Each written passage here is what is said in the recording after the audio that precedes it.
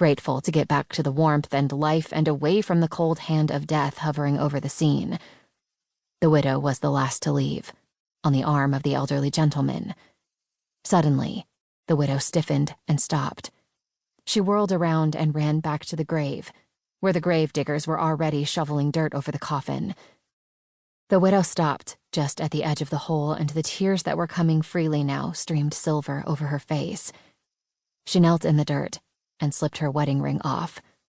She brought it to her lips, kissed it, and reached down to place it gently on the coffin lid, her hand lingering for a long moment, as if she couldn't bear to break this last contact.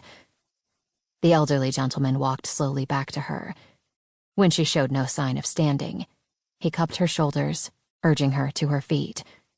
She stood and allowed herself to be led away, stopping just once to turn and gently blow a last kiss behind her.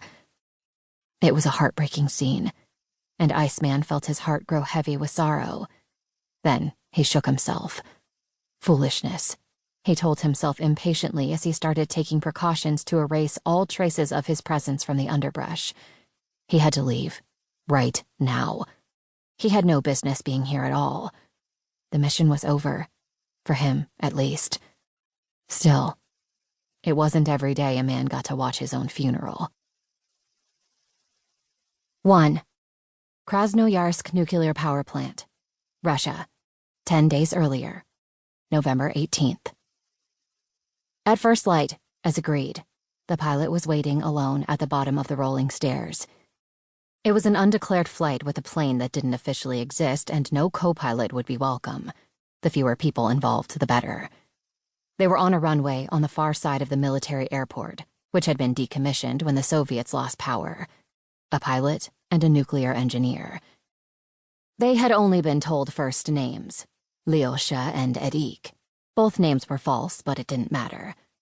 The nuclear engineer, whose real name was Arkady Sergeyevich Andreyev, knew the only thing about the pilot that was necessary: that he was a Zek, a former guest of the Russian Gulag.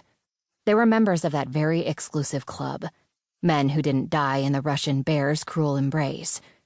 The two men didn't shake hands, but when the pilot stretched out his hand to help Arkady maneuver the hand truck to shift the heavy container from the van to a loading pallet, Arkady saw what he expected to see: a barbed wire tattoo around the pilot's wrist.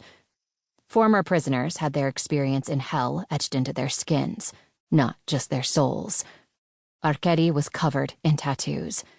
From the stars on his knees that meant he bowed to no man, to the crosses that were a symbol of the years in the Gulag. He wore them proudly.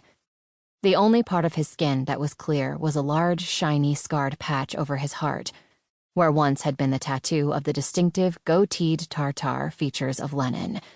Soviet prison guards were a superstitious lot and would never shoot the holy image of Lenin. The day the camp fell, he'd stolen a soldering iron from one of the deserted guards' barracks and burned the head of Lenin off himself. He hadn't even felt the pain. He had been so happy to rid his body of that monstrous image. The two men, Arkady and the pilot, silently noted each other's tattoos. Nothing more had to be said. They were members of the Bratva, the Brotherhood. That was all they had to know.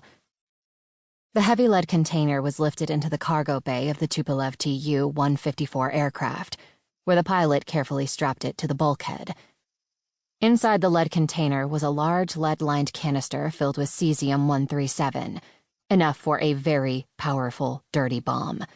Enough material to close down the city center of London, or New York, or Paris, or Rome, or Berlin, or Washington, D.C. Wipe it off the face of the earth as a viable city. Turn it into deserted concrete canyons forbidden to humans or any other life form for 10,000 years. The pilot closed the cargo bay door and entered the small cabin where Arkady had observed the stowage of the container. "Is everything all right?" the pilot asked quietly. Arkady knew exactly what he meant. He wasn't offended. This was a dangerous business. Though he was a superbly well-trained and careful nuclear engineer, and he had taken all the necessary precautions, the pilot couldn't know that. Instead of answering, Arkady opened his briefcase and extracted a small Geiger counter. He switched it on, walked to the cargo bay, and waved it over the container.